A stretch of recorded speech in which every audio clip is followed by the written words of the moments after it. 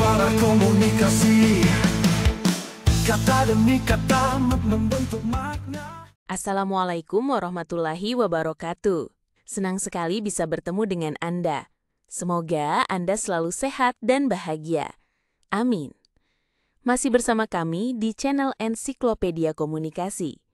Channel yang diproduksi oleh Strategic Communication Center atau SCC, Fakultas Ilmu Komunikasi, Universitas Islam Bandung.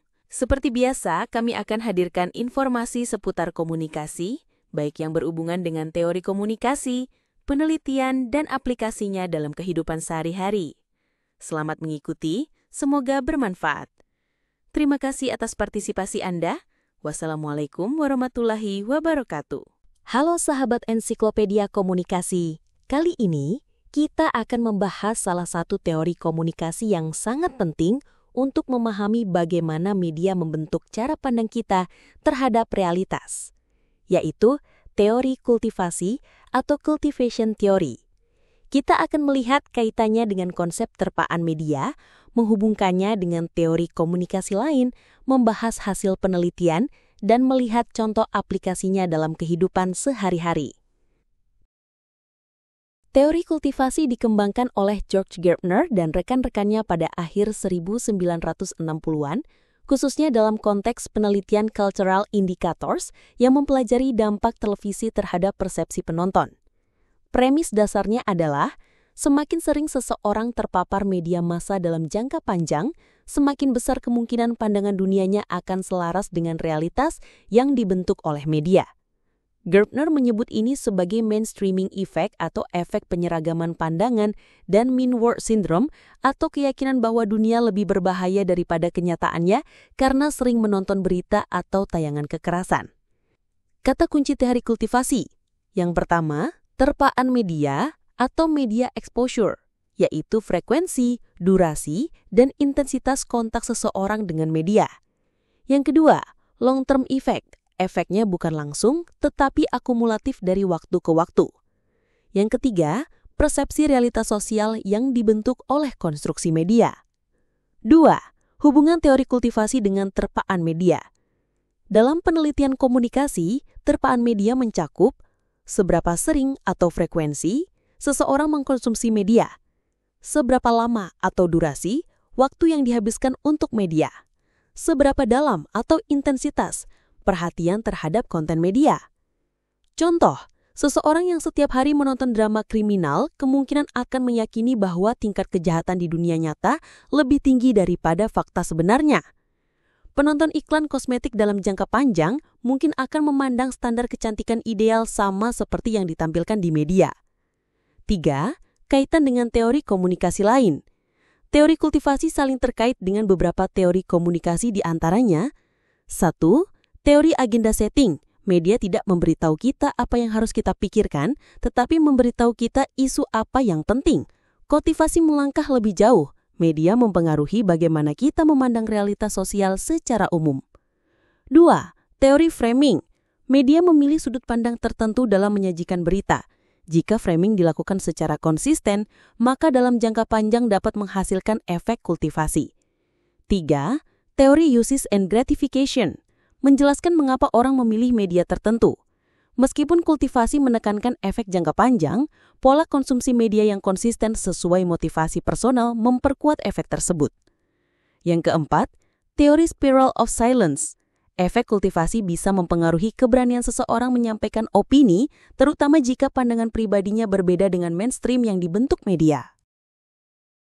4. Temuan penelitian tentang teori kultivasi. Beberapa penelitian penting, Gardner et al. 2019. Penonton televisi berat, heavy viewers, cenderung memiliki persepsi yang lebih negatif tentang tingkat kejahatan di masyarakat. Morgan dan Shanahan, 2010, efek kultivasi berlaku tidak hanya di TV tapi juga di media digital, terutama media sosial yang algoritmanya mendorong keterpaparan berulang pada konten tertentu. Cori Asad dan Tamborini, 2003. Tayangan kekerasan meningkatkan persepsi dunia sebagai tempat yang menakutkan, mean world syndrome.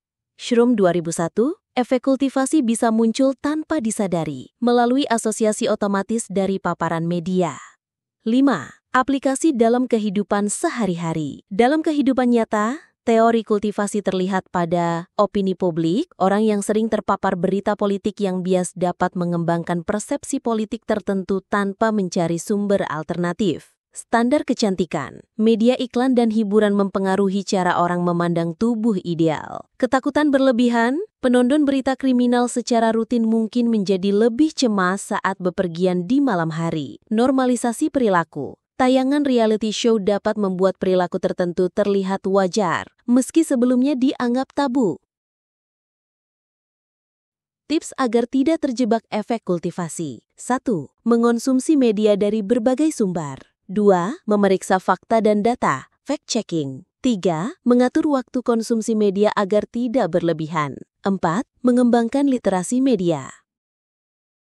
Jadi, sahabat ensiklopedia komunikasi, teori kultivasi mengajarkan kita bahwa media tidak hanya memberikan informasi tapi juga menanamkan cara pandang tertentu dalam pikiran kita. Efeknya tidak instan, melainkan terbentuk dari paparan yang terus-menerus. Maka penting bagi kita untuk menjadi audiens yang kritis dan selektif dalam memilih informasi. Jangan sampai realitas kita dibentuk sepenuhnya oleh media tanpa kita sadari. Jika konten ini memberi manfaat buat Anda, dukung channel ini dengan cara tekan subscribe, share, like, dan komen. Terima kasih atas kerjasamanya. Sampai jumpa pada episode berikutnya. Dadah!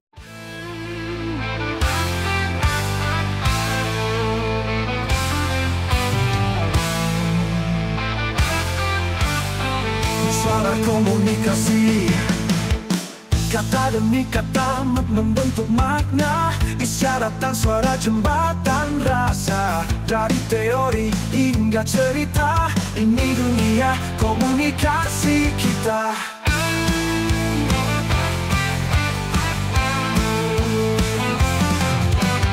Selamat datang di ensiklopedia, tempat bicara jadi makna.